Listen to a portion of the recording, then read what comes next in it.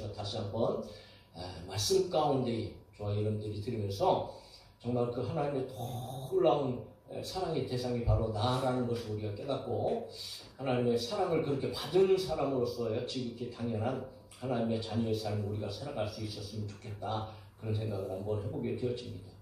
원래 우리는 여러분 구원받을 만한 그런 자격이 없는 사람들이었지요. 그렇게 믿으시죠? 우리는 원래 하나님의 자녀가 아니었잖아요. 하나님의 자녀가 되기 전에는 우리는 다 죄인이었다. 그러니까 성경은 천명하죠. 모든 사람은 다 죄인이다 말이지. 그래서 로마서에서 얘기하잖아요. 모든 사람이 죄를 범하였음에 하나님의 영광에 이르지 못하더니. 그러니까 모든 사람이 다 죄인. 그러니까 아담 이후로부터 인류의 모든 사람들은 다 혈통에 따라서, 아담의 혈통에 따라서 죄인일 수밖에 없다. 그러므로 그런 죄인들은 이제 하나님과 멀어졌기 때문에 하나님을 알지도 못하고 하나님을 알 수도 없어요. 그러므로 하나님의 영광이 이르지 못하는 거죠. 자, 이렇게 하나님의 영광이 이르지 못하는 죄인들의 결국은 사망입니다. 왜냐하면 죄의 싹이 사망이기 때문에 그래요. 그래서 로마서 6장 23절에 죄의 싹은 사망이다. 그러니까 죄의 결국은 죄의 몫은 사망이라는 거죠. 자, 하나님을 알지 못하는 상태, 하나님과 분리되고 하나님과 떨어지고 심지어는 하나님과 분리되어져서 이제 죄인으로 말미암아 영원한 형벌, 그 영원한 여러분 지옥 형벌에 떨어져야 하는 것이 모든 인간의 운명이었고 정해진 그런 일이었다는 거죠. 그러므로 그렇게 죄로 살아가는 사람들의 삶은 그냥 죄로 충만할 수밖에 없어요. 그래서 성경은 솔로몬이 전도서에서 그 인생의 모든 인생의 죄인들의 삶을 어떻게 정의하느냐 하면 이렇게 얘기합니다. 전도서 9장 3절이에요. 모든 사람의 결국은 일반이다. 그러니까 세상에 있는 모든 사람들의 결말은 다 똑같다 이거예요.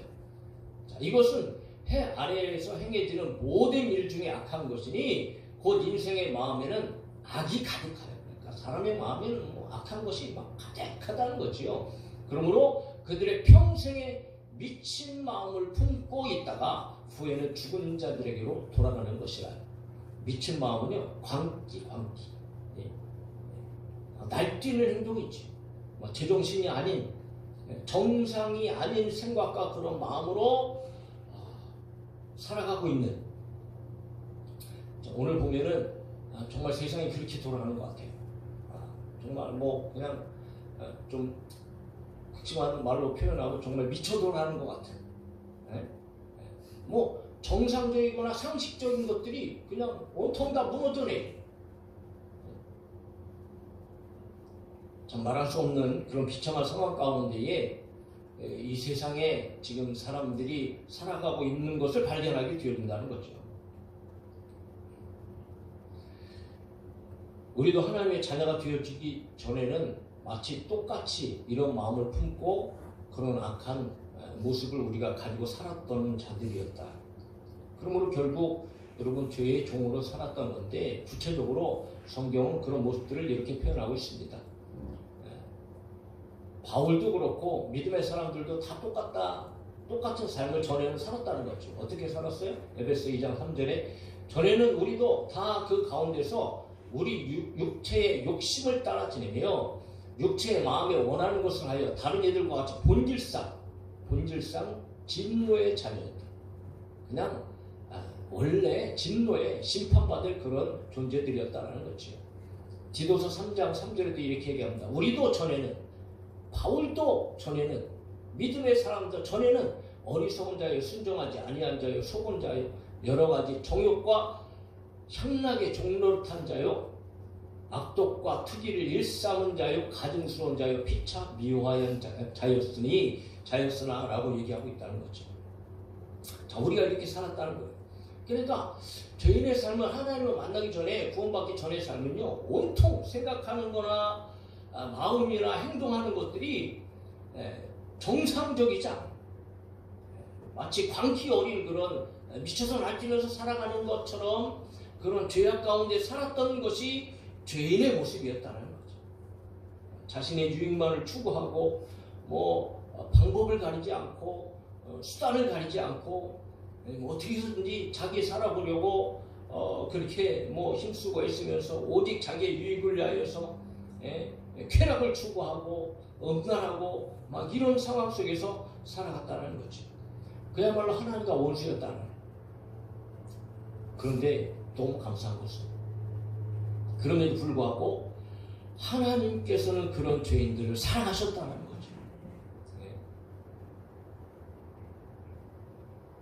그저 죄악으로 미쳐 날뛰면서 살아가던 사람들을 하나님께서 보시면서 하나님께서 그들을 불쌍히 여기시고 긍휼히 여기시고 사랑하셨다는 거예요.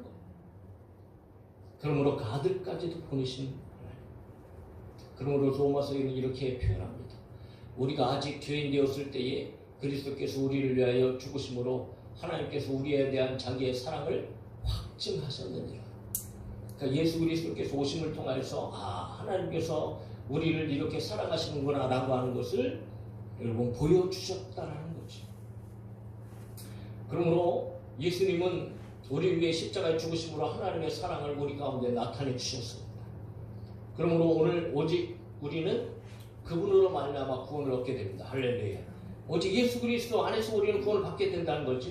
즉 예수 그리스도를 통해서 하나님의 자녀가 된다는 거죠.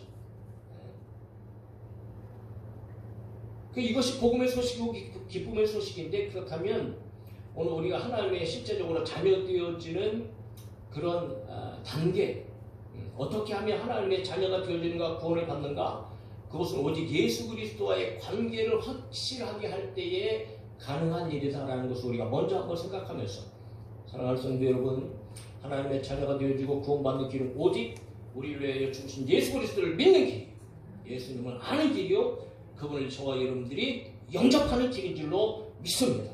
그러니까 이 일밖에는 우리가 구원받을 길이 없다. 그래서 오늘 본문에서 분명하게 12절에 얘기하죠. 시작하기를 영접하는 자 곧 그 이름을 믿는 자들에게는 하나님의 자녀가 되는 권세를 주셨다라고 얘기하는 거예요. 저와 여러분들이 예수 그리스도를 영접한 줄로 믿습니다. 그러니까 영접했다는 것은 무엇을 말하는가? 바로 보세요.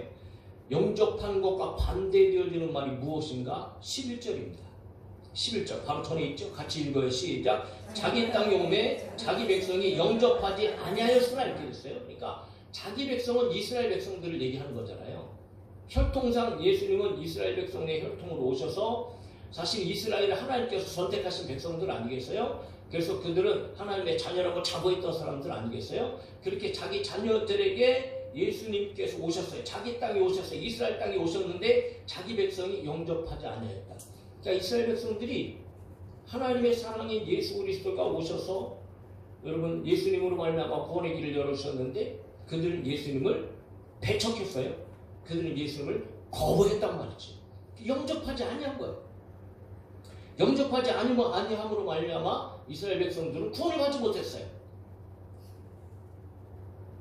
그러므로 여러분 예수 그리스도를 영접해야 구원이 오는데, 그것을 또 다른 표현으로는 사도행전이나 로마서 10장 13절에서는 이런 얘기를 합니다. 누구든지 주의 이름을 부르는 자는 구원을 받으리라 라고 얘기하고 있어요. 그러니까 누구든지, 그 어느 누구든지 남녀노소 빈부 귀천 상관없이 누구든지 예수 그리스도의 이름을 부르는 자, 이 부르는 자는, 이름을 부른다는 것은 그 이름을 가진 그 사람을 부르고 그분을 알고 그분을 믿는다는 의미를 가진 건데, 자, 하나님의 자녀가 된다는, 그러니까 그리스도를 인격적으로 믿고 그분을 영접함으로 말미암아 우리의 신분이 이제는 죄인의 죄의 자녀가 아니고 하나님의 자녀로 변화가 일어난다는 거죠. 그러므로 예수 그리스도를 영접하는 것은 단순히 아는 것으로 저와 여러분들이 생각해서는 안 된다. 여러분, 그분을 영접한다는 것은 그분을 진정 나의 구주, 그분께서 나의 죄를 위하여 이 땅에 오셨고 그분이 하나님의 아들이시고 오직 나는 그분을 믿음으로 말미암아 하나님의 자녀가 되어진다는 이 확고한 신뢰, 이 확고한 믿음, 더 나아가서 이제는 예수 그리스도로 말미암아 하나님의 자녀가 되어졌으니 하나님의 자녀로서의 마땅한 삶을 살아가는 존재가 되어졌다라는, 오직 예수님만이 나의 구원자시고 나의 구세주라는 이런 확실한 믿음이 저와 여러분 가운데 있어야 된다는 거죠. 그것이 바로 예수님을 영접한 사람들이라는 거예요. 그렇게 예수님을 영접한 사람들은 하나님의 자녀가 되어지고, 자녀가 되어졌다는 것은 뭐예요? 아버지가 있고 자녀가 있잖아요. 그럼 여러분, 자녀가 되어졌다는 것은 그 자녀는 아버지의 상속권을 가지고 있단 말이에요. 그래서 로마서 8장 17절에 자녀이면 또한 상속자다. 곧 하나님의 상속자요 그리스도와 함께한 상속자다. 그러니까 하나님의 것을 누리는 사람들이 되었죠. 그리스도의 것을 누리는 사람들이 되어졌다. 결국은 여러분, 세상에 많은 것들이 있지만 최종적으로는 하나님의 나라 아니겠어요? 하나님의 나라를 유업으로 받는 자들, 그러니까 영원한 영생, 천국에서 영원한 영생을 살아갈 수 있는 그런 자녀들이 되어졌다라고 성경 분명하게 이야기하고 있는 거지요.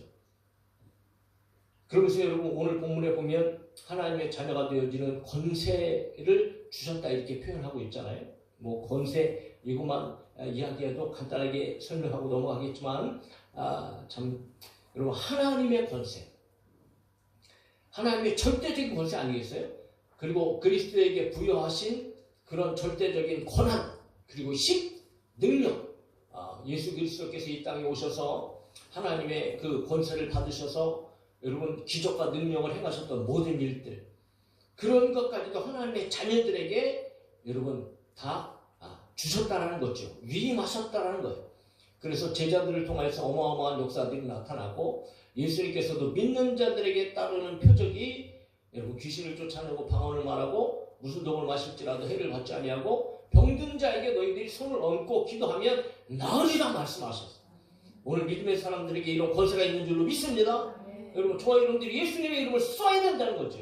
예수님의 이름을 묵히는 것이 아니에요. 예수님의 이름을 사용하시기 바랍니다. 힘들고 어려울 때마다 예수님의 이름으로 기도하시고, 혹시 여러분 악한 영, 어둠의 권세들이 역사가 있다면 예수님의 이름을 물리치시고, 질병이 있다 할지라도 병원만 의지하지 말고 약만 의지하지 말고 우리가 먼저 예수 그리스도의 이름으로 저와 여러분들 믿음으로 기도하는 그런 성도들이 되어질 수 있기를 주님의 이름으로 축복합니다.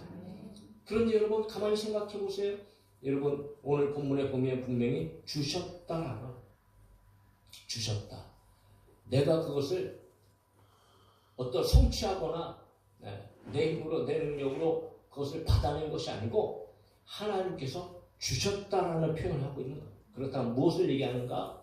그렇게 된 것이 하나님의 은혜였다는 거죠. 하나님의 선물이었다는 거예요. 그래서 여러분 13절에 이렇게 표현하고 있어요.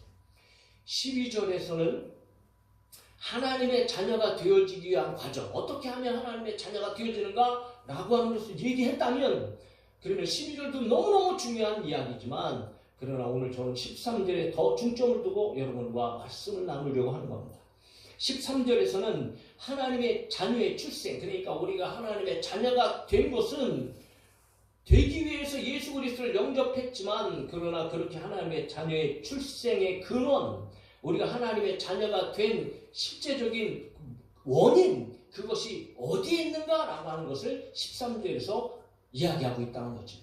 13절 같이 한번 읽읍시다. 시작. 이는 혈통으로나 육적으로나 사람의 뜻으로 나지 아니하고 오직 하나님께로부터 난 자들이니라. 할렐루야. 그러니까 여러분, 한마디로 얘기해서 오직 하나님께로부터 난 자들이라. 그러니까 우리가 예수 그리스도를 믿고 하나님의 자녀가 된 것은 우리의 힘이나 우리의 능력이나 우리의 의지가 아니고 하나님께서 그렇게 해주셨기 때문이다라는 거죠. 예? 그러므로 오직 하나님의 은혜인 것을. 그래서 오늘 13절에 보면 아주 귀중하게도 여러분, 우리가 하나님의 자녀가 되어지는 것, 구원받는 데에 세상 사람들이 추구하는 세 가지 부정적인 요인이 나타나고 있어요. 이것 가지고는 하나님의 자녀가 될 수 없어, 이렇게 해서는 구원받을 수 없어라는 세 가지 요인이 오늘 13절 안에 들어가 있는데, 그것을 보면 이렇게 되어집니다. 하나님의 자녀가 될 수 없는 세 가지 요인, 하나님의 자녀가 될 수 없는 사람의 세 가지 노력, 이 세상에 있는 일. 자, 그 뭐냐 하면 첫 번째는 혈통이라고 얘기해요. 자, 혈통으로는 하나님의 자녀가 될 수 없다. 자, 이 혈통은 피를 얘기합니다. 혈연을 얘기해요. 그러니까 육체적인 혈연 관계를 얘기한다는 거죠. 자, 앞에서도 우리가 11절에서 먼저 봤지만 자기 땅에 오매 자기 백성 영접하지 아니하였다 말씀하셨잖아요. 이스라엘 백성들은 혈통적으로 하나님께서 선택하신 족속들. 그러므로 그들은 하나님의 자녀라고 자부심을 가졌고요. 자기들이 하나님의 자녀라는 이 권위의식 때문에 그들은 뭐 교만하고요. 이방인들을 개취급하면서 자기들만이 성민이고 자기들만이 하나님의 자녀라는 이 잘못된 그런 신념으로 말미암아 얼마나 여러분 교만하고 그리고 죄악에 빠졌던 사람들인지 몰라요. 아브라함의 자손이라고 스스로 자부하면서 혈통적으로 자기들이 하나님의 자녀라고 얼마나 떠벌렸는지 몰라요. 그런데 그들은 오히려 예수 그리스도를 배척하잖아요. 그래서 예수님께서는 혈통을 가지고 너희들이 하나님의 자녀가 되어줄 수 없어 라고 그들에게 말씀하십니다.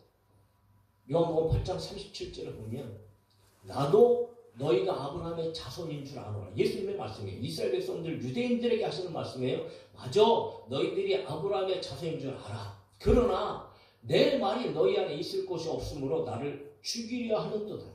실제적인 구원자이신 예수 그리스도를 배척하고 거부하고 오히려 죽이려고 하고 있던 그런 자들이었다. 그래서 요한복음 8장 42절에 예수님께서 이런 말씀을 하세요. 예수께서 이르시되 하나님이 너희 아버지였으면 너희가 나를 사랑하였으리니 이는 내가 하나님께로부터 나와서 왔으니 나는 스스로 온 것이 아니요 아버지께서 나를 보내신 것이니라. 그러니까 너희들이 이스라엘 혈통적으로는 아브라함의 자손은 맞지만 하나님의 자녀는 아니라. 만일 하나님의 자녀였으면 너희들이 나를 사랑하였어. 그러니까 예수 그리스도를 배척함으로 말미암아 하나님의 자녀가 더 이상 아니라는 거죠. 그러므로 혈통적으로 하나님의 자녀가 되어줄 수 없다. 오늘날도 어떻게 보면 여러분 대를 이어서 우리가 신앙생활을 잇는다 그랬잖아요. 여러분 하나님의 자녀는요 오직 하나님과 우리와의 1대1의 관계 속에서 이루어집니다. 무슨 말하는가? 혈통으로 되어지지 않아요. 부모가 목사라고 부모가 장로라고 부모가 집사라고 자녀들이 그 혈통을 따라서 여러분 구원받지 못해요. 오직 모든 사람들은 1대1의 관계 속에서 예수 그리스도를 만나야 되고 예수 그리스도를 영접할 때만 그리고 하나님께서 선택해 주셔서 그를 구원해 주실 때만 하나님의 자녀가 되어지고 구원받는다는 사실을 우리는 분명히 알아야 돼요. 그러므로 결코 혈통으로는 하나님의 자녀가 되어줄 수 없다. 두 번째, 육적으로는 하나님의 자녀가 될 수 없다. 여기서 여러분 육적으로라는 말은요, 이건 육정이라고 말해요. 육정. 그러니까 이건 육체적인 욕망을 얘기합니다. 그러니까 사실은 이 죄인의 육체적인 욕망은요, 항상 성욕을 비롯한 육체적인 쾌락을 추구하는 것. 그러니까 막 무언가를 추구하는 거예요. 사람의 일반적인 욕망은 성령의 뜻에 거슬리는 모든 육체적 어떤 욕구, 세상적 정욕, 세상적 것을 추구하는 어떤 이런 마음이거든요. 근데 여기서 육적으로는 하나님의 자녀가 될 수 없다는 것은 이렇게 사람이 원한다고 사람의 욕망으로 말미암아 하나님의 자녀가 되어줄 수 없다. 아무리 우리가 하나님의 자녀가 되고 싶은 어떤 이런 뭐 갈구하고 뭐 욕망이 있고 어떤 이런 마음이 우리 가운데 있다 할지라도 그것 가지고 여러분 우리 스스로 하나님 앞에 하나님의 자녀가 되어줄 수 없다는 거예요. 세 번째, 사람의 뜻으로는 하나님의 자녀가 되어줄 수 없다. 사람의 뜻이라는 것은 어떤 의미를 가지고 있냐면요, 이 절대자, 그러니까 어떤 구원자에게 도달하기 위해서 사람이 할 수 있는 이성적 어떤 노력이나 어떤 뭐 수양, 그러니까 도를 닦는 거지요. 그리고 더 나가서 율법 준수. 어쩌면은 착하게 살고 도덕적으로 바르게 살고 어떤 이런 것들을 통해서 구원받으려고 하는 사람의 모든 행동들. 사람의 모든 삶들. 그래서 여러분, 지구에 살아가고 있는 많은 사람들은 다 마찬가지죠. 유토피아, 구원을 받기 위해서 가지각색의 방법으로 구원의 길을 찾아서 그 길을 걸어가고 있는 사람들이 모든 사람들. 그래서 때로는 어떤 일들을 해요? 고행을 합니다. 고행. 어떤 때는 막 단식을 하기도 하고 자기 자신의 몸을 아주 정말 막 학대하면서 막 금욕적인 생활을 하기도 하고 막 죄를 짓지 않으려고 발버둥을 치면서 오히려 산에 들어가서 돌을 닦고 그리고 심지어는 여러분 여러 종교들을 만들어서 그 종교 생활을 통해서 내가 구원을 받고 종교 생활을 통해서 절대자를 만들어 놓고 여러분 그렇게 살아가고 있잖아요. 그런 모든 일련의 일들.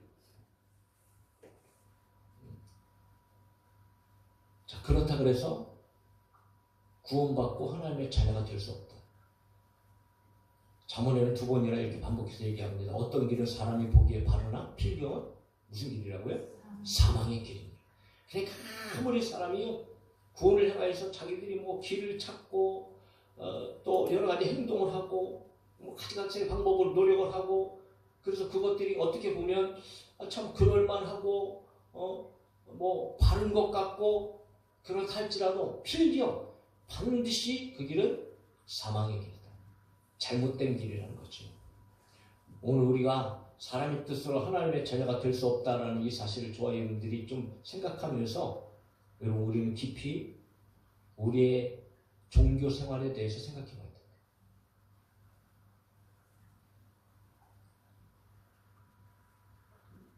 여러분 저와 여러분들은 종교인이 돼서는 안 됩니다.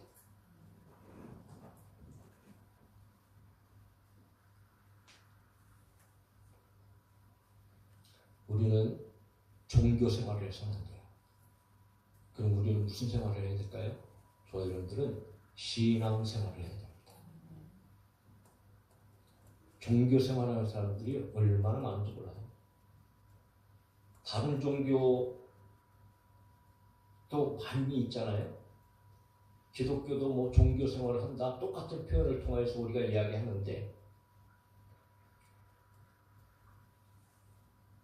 종교 생활하는 목적은 다 똑같아요. 구원받기 위한 것이죠. 그리고 삶 가운데 어떤 도움을 받거나 어떤 위로를 받기 위한 것이죠. 그런데 교회를 다니면서 종교 생활을 하는 그런 모습보다도요, 이단에 빠지거나 사이비에 다니거나 다른 종교 생활하는 사람들의 종교 생활은요, 오히려 교회 다니는 종교 생활보다요, 그들의 종교 생활이 얼마나 더 철저하고 얼마나 더 탁월하고 얼마나 대단할지 몰라요. 종교 생활로 따지면요, 이단 따라갈 수가 없어요.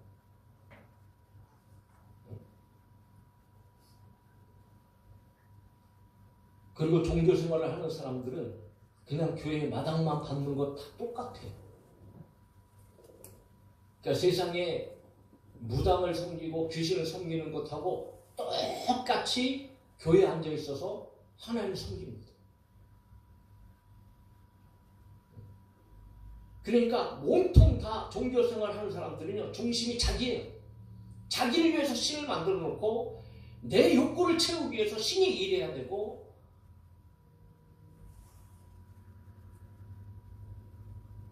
우리는 그런 종교 생활을 하는 사람들이 되어져서 안 된다. 저희들은 온전한 신앙 생활을 하는 성도들이 되어져야 할 줄로 믿습니다. 신앙 생활이라는 것은요, 오직 믿음으로 말미암아 그를 앙망하면서 그분의 뜻대로 살아가는 삶을 말하는 거예요. 그것이 진정 하나님께서 저희 여러분들을 부르신 믿음의 삶인 거지.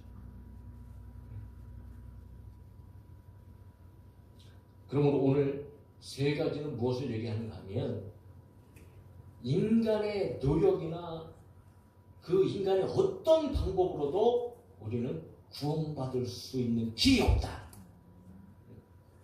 하나님의 자녀가 될 길이 없다. 뭘 얘기하는가? 오늘 13절에서 얘기하는 것처럼 하나님의 자녀가 되는 것은 오직 하나님의 은혜로 되어지는 거예요. 구원받는 근본적인 원인은 하나님께서 저와 여러분들을 사랑하셨고 저와 여러분들을 선택하셨고 우리들을 위해서 아들까지 되어주시고 저와 여러분들을 부르셔서 그분을 믿게 하심으로 하나님의 자녀가 되게 하셨다는 이 사실을 저와 여러분들은 분명히 아십니다. 그래서 오늘 13절에 그렇게 마무리하고 있는 거예요. 오직 하나님께로부터 난 자들이, 하나님께로부터 난 자들이라는 것은 하나님께서 그렇게 해주셨기 때문에, 그럼 우리 인본주의적 구원관이 아닌 오직 신본주의적 구원관, 이것이 오늘 장로교에서 얘기하고 기독교에서 말하는 정통 여러분 이 성경의 복음 진리의 핵심이다. 핵심. 작정과 예정으로 되어지는 일. 그러므로 이 복음의 핵심을 저와 여러분들이 알 때 우리가 하나님 앞에 진정한 감사가 터져나와. 이 하나님의 은혜를 알 때 여러분 우리 가운데 얼마나 풍성한 그런 삶의 열매들이 맺혀지게 되어지고 더 나아가서 우리는 하나님 앞에 그저 겸손해질 수밖에 없는 그런 믿음의 신앙의 고백이 되어질 수 있다는 거죠. 자, 그렇다면 하나님께서 선택하시고 부르시지 않으시면 결코 예수 그리스도를 믿고 하나님의 자녀가 될 수 없다는 말과 같지요. 그러므로 하나님의 자녀가 되는 것은 절대적으로 하나님, 오직 하나님께서 그렇게 해주신 은혜라는 것을 저와 여러분들이 분명히 알고, 그러면 그런 은혜가 성경에서 어떻게 나타나는가? 예수님께서 여러 가지 말씀도 하시지만 또 바울도 로마서에서 이런 예화를 듭니다. 로마서에 보면 참 감람나무가 있고 돌 감람나무의 비유를 들으면서 참 감람나무는 하나님의 자녀를 얘기합니다. 돌 감람나무는 세상 죄인을 얘기해요. 그런데 하나님께서는 세상의 죄인들인 돌 감람나무를 가지를 참 감람나무에 접붙여 주신다는 비유를 들고 있어요. 보세요. 또한 가지 얼마가 꺾이었는데 돌 감람나무인 내가, 그러니까 우리는 예전에 돌 감람나무였어요. 그들 중에 접붙임이 되어 참감람나무에 접붙임이 되어졌단 말이지요. 그러므로 참감람나무 뿌리에 진액을 함께 받는 자가 되었으니까 참감람나무로부터 나오는 모든 영향력을 받아서 이제 살아가는 자들이 되어졌다. 여러분 보세요. 가지가 잘라졌어요.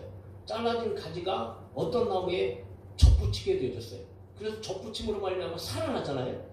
그러면 그 접붙이는 과정 속에서 이 죽었던 가지가 자기 스스로 여러분 그 참감나무에 접붙이고 그 나무에 붙을 수 있어요? 불가능하죠. 누군가가 붙여줘야 된다는 거죠. 자, 그렇게 붙여주신 분이 바로 누구다? 하나님이다. 그래서 로마서 11장 23절 같이 읽읍시다. 시작. 접붙임을 받으니 이는 그들을 접붙이실 능력이 하나님께 있습니다. 할렐루야. 그러니까 여러분 우리는 원래 죄인이었어요. 돌감람나무였어요. 그런데 하나님께서는 저와 여러분들을 참감람나무에다가 접붙여 주셨다. 그렇게 접붙여 주실 분이 오직 하나님밖에 안 계신다라고 바울은 이야기하면서 자녀된 것이, 구원받은 것이 오직 하나님의 은혜인 것을 얘기하고 있다는 거죠. 원래 구원받을 만한 존재가 아니었어요. 그럼에도 불구하고 하나님께서는 저와 여러분들을 접붙여 주셔서 예수 그리스도로 말미암아 구원의 은혜를 우리에게 허락해 주셨다는 거죠. 그러니까 원래 하나님의 자녀가 아니었는데 하나님은 자녀로 삼아 주셨다. 무엇을 얘기하는가? 하나님께서는 저와 여러분들을 양자 삼으셨다는 거죠. 혹시 여러분의 집안에 혹시 양자 있나요? 양자? 혹시 여러분 주변에 혹시 양자 드린 그런 친구들이나 그런 사람들 혹시 보셨어요? 혹시 있으세요? 양자 드리는 것이 쉬울까요? 어려울까요? 뭐 그냥 어려울까요? 굉장히 어렵죠. 왜 양자를 안 드릴까요? 왜 양자 삼지 않나요? 쉽겠어요. 어려우니까. 아니 자기 뱃속에서 태어난 자식도 키우면은 속 터질 일이 한두 가지가 아니고, 예? 내 뱃속으로 난 놈도 내 생각과 맞지 않고 내 마음과 맞지 않아서 그렇게 속 썩는데, 남의 뱃속에서 난 자식 데려다가 여러분 내 자식처럼 키우려고 생각해보세요. 이게 쉽겠어요? 이게 참 어려운 거죠. 아니 거의 뭐 불가능한 일인 거예요. 그래서 세상에 그렇게 많지 않잖아요. 얼마나 신경 쓰이겠어요. 하다못해 말 한마디를 하더라도 내 자식한테 하는 말하고 아무리 내가 양자 삼았다고 해도 그 자식한테 하는 말하고 같겠어요? 다를 수밖에 없는 거예요. 이게 다르잖아요. 내 뱃속에서 난 놈하고 다른 사람, 내 양자를 삼는 사람하고 대하는 태도나 똑같이 말을 하더라도 어떤 그 뉘앙스나 또 상대방에서 느끼는 감정이나 이게 얼마나 다르겠어요. 이게 양자를 들여서 키운다는 게 보통 힘든 일이 아닌 거예요. 그래서 대부분의 사람들은 양자를 들일 생각조차 하지 않죠. 아주 특수한 경우에는 그런 일들이 있을 수 있어요. 자식이 없거나 자식이 없어도요 양자 드리는 일은 결코 쉽지 않죠. 거의 없습니다. 또 어떤 사람은 정말 어떻게 불쌍히 여기는 마음 그리고 선한 목적과 목표를 위해서 그런 좋은 일을 행하는 사람들은 혹 간혹 있어요. 그러나 여러분 그것이 쉬운 일일까요? 결코 쉽지 않죠. 극히 드문 일이지요. 어떻게 보면 참 대단하다고 생각합니다. 제가 아는 목사님 중에서도 그렇게 양자를 들여서 참 잘 키우는 목사님들이 계셔요. 참 대단하시거든요. 자식이 있음에도 불구하고 또 다른 어떤 한 생명을 위해서 양자를 들여서 정말 친자식같이 친자식보다도 더 그렇게 양육하고 계시는 목사님이 계셔요. 그러니까 아이들이 참 부모를 잘 만난 거지요. 참 행복하고 참 잘 성장해서 그렇게 오히려 부모에게 기쁨이 되어지고 영광이 되어지는 그런 자녀들도 있습니다. 얼마나 아름다운 일이에요. 그날에 얼마나 어렵겠어요. 양자를 삼으려면 쉽게 쉬운 절차 가운데 그냥 데려오면 되는 건가요? 그렇지 않잖아요. 절차가 여러분 굉장히 까다롭습니다. 여러 가지 상황들이 잘 맞아야 돼요. 심지어 부모의 인격, 어떤 재산 상태 이 아이를 가서 잘 키울 수 있는가 없는가, 환경이 어떤가 이런 거 철저하게 조사하지요. 그리고 양자 삼기 전에 이미 아이와 몇 번의 만남 그리고 이런 것들을 통해서 서로 잘 맞는지 안 맞는지 여러분 그런 것까지도 다 이렇게 테스트를 하잖아요. 네? 그렇다고 아무나 양자를 드리나요? 부모가 양자를 택할 때에 고르고 골라서 이 정도 상황이나 조건들이 맞으면 그리고 생김새까지도 다 봐가면서 여러분 그렇게 해서 양자 드리잖아요. 이게 보통 까다로운 게 아니에요. 그래서 여러 가지 따져보고 살펴보고 조건에 맞아야 되고 마음에 들어야 되고 이런 일들을 가운데 또 법적인 어떤 여러 가지 절차를 통해서 한 사람의 양자 드리는 것이 이게 결코 쉽지 않아요.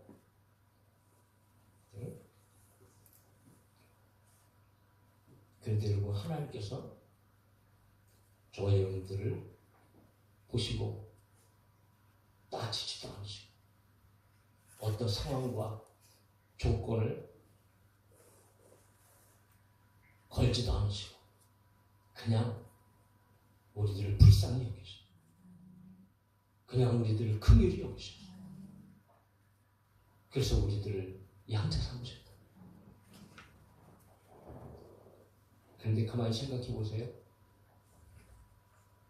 세상에 어떤 사람이 아무리 양자 삼고 싶은 사람이 있어도 그 사람을 자기 양자 삼으려고 만약에 내 친자식을 죽여가면서까지 그 자식 양자 삼을 사람이 어디 있겠어요?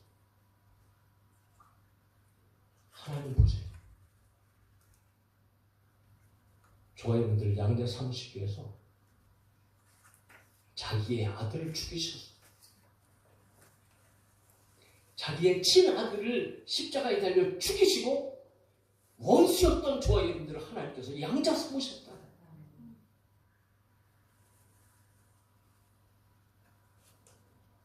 그저 사랑하셨어. 아무것도 따지지도 않고 가리지도 않으시고 그냥 불쌍히 여기셔서 우리를 선택하시고, 그 선택도 세상이 창조되기 전에 이미 우리를 선택하시고, 그리고 예수 그리스도를 죽이심으로 말미암아 저와 여러분들을 하나님의 자녀 삼으시고 하나님의 아들 삼으시고 우리에게 구원을 주신다. 그런데 여러분, 하나님의 은혜, 하나님의 사랑을 생각할 때에 저와 여러분들은 단순하게 그냥 우리가 믿었기 때문에, 여러분, 이런 사랑은 세상에서는 결코 찾아올 수 없는 사랑이죠. 이런 은혜가 세상에서 무슨, 여러분, 어떤 사람이 이런 은혜를 베풀 수 있겠어요? 그저 죄인으로 살다가 미친 마음을 품고 살다가 광기 어린 그런 삶을 살다가 영원히 지옥불에 떨어져야 할 하나님과 원수 되었던 사람, 그 사람을 하나님의 자녀 삼으시기 위해서 하나님은 아들까지 되어주시고 그 아들을 죽이시는 대가 우리들을 하나님의 자녀 삼으셨다. 왜 그렇게 하셔야 됐을까? 하나님의 아들을 죽이셔야 우리의 죄의 문제 해결하시니까. 예수님께서 죽이셔야 저와 여러분들의 죄를 해결하시고 십자가의 보혈의 능력으로 우리의 죄를 씻어주시기 위해서 아들을 죽이실 수밖에 없는 거예요. 그렇게 아들을 죽이심으로 말미암아 우리의 죄를 해결하시고 오직 그를 통하여서 저와 여러분들을 하나님의 자녀 삼으시고 영원한 구원, 영생을 주신 분이 바로 우리 하나님이십니다. 오늘 우리가 세상에 살아가면서 교회에 나와서 예배드리는 것이 그저 여러분 단순히 내가 시간이 되어져서 또 내 힘으로나 내 능력으로나 우리가 그렇게 그냥 한번 드려주고만 어떤 이런 그런 예배 상황인 것이 아닌 거예요. 우리가 하나님의 자녀가 되는 것이 얼마나 어마어마한 대가를 치른 하나님의 놀라운 은혜이고 하나님의 놀라운 사랑이라는 것을 저희들이 분명히 아셔야 되는 거예요. 자, 그 사랑을 우리가 깨달을 때에, 그 사랑을 할 때에 우리는 진정 하나님 앞에서 우리의 삶이 달라질 수밖에 없는 거예요. 그렇게 나를 사랑하셨는데, 그렇게 나를 하나님의 자녀 삼으셨는데 내가 여러분 전에 살던 것처럼 내 마음대로 살 수 있나요? 미친 것처럼 그렇게 죄악 가운데 살아갈 수 있나요? 아니요, 결코 그렇게 살아갈 수 없어요. 그 사랑을 안다면, 그 사랑을 경험했다면 하나님의 자녀로서의 순간순간 하나님께서 이렇게 사랑하셨지, 그러므로 나는 이렇게 살면 안 돼 하고 저의 삶이 하나님께서 기뻐하시는 삶으로 변화되어지는 역사가 일어날 줄로 믿습니다. 그러므로 여러분, 우리는 하나님의 사랑에 대해서 저 여러분들은 정말 그 깊이와 너비와 높이와 길이를 철저하게 깨달아야 됩니다. 에베소서는 이렇게 얘기합니다. 같이 한번 읽고 마무리합시다. 시작. 능히 모든 성도와 함께 지식에 넘치는 그리스도의 사랑을 알고 그 너비와 길이와 높이와 깊이가 어떠함을 깨달아 하나님의 모든 충만하신 것으로 너에게 충만하게 하시기를 구하노라. 아멘. 하나님의 충만하신 모든 신령한 그 하나님의 풍성하신 은혜, 한이 없으신 사랑, 그 모든 것들이 우리 안에 있을 때, 그럴 때 비로소 우리는 하나님 온전한 하나님의 자녀로서의 마땅한 삶을 살아가게 되어줄 수 있다라는 겁니다. 자, 그런 삶이 바로 바울의 삶이었던 거예요. 바울은 오히려 예수 믿는 사람 잡아 죽이면서 눈이 시뻘게 갖고 여러분 미쳐 날뛰던 사람 아니겠어요? 그런데 그런 사람 예수님께서 찾아오셔서 만나 주시잖아요. 그러니까 이 죄인 중에 괴수였던 나 같은 사람도 예수님께서 찾아오셔서 만나 주시, 그 은혜를 깨달으니까 예수님 만난 후부터는 그의 인생이 완전히 달라졌어요. 생명 걸고 예수 그리스도의 복음 증거하고, 그러다가 결국 여러분 순교의 자리까지 나가죠. 오늘 우리는 바울과 여러분 별 다른 어떤 구원을 받은 것이 아니에요. 바울과 똑같은 그런 어마어마한 은혜와 사랑 가운데 우리가 하나님의 자녀가 되어졌다는 거예요. 그러므로 우리의 삶은 달라져야 됩니다. 우리의 예배 생활은 달라져야 되고요. 우리는 종교 생활이 아니고 정말 예수 그리스도를 나의 구주로 믿고 그 예수님께서 나의 주인이 되어 주셨기 때문에 이제는 주인의 뜻대로 하나님께서 기뻐하시는 삶을 저희들이 살아가야 되는 것입니다. 사랑하는 성도 여러분, 하나님의 양자 되게 하신 그 크신 은혜를 가슴 깊이 새기시고 정말 그 은혜와 사랑 가운데에 우리의 삶이 종교 생활이 아니고 진정한 믿음의 삶으로, 신앙의 삶으로 하나님께서 기뻐하시는 그런 우리 성도들의 삶이 되어줄 수 있기를 주 예수 그리스도의 이름으로 축복합니다. 찬양합시다.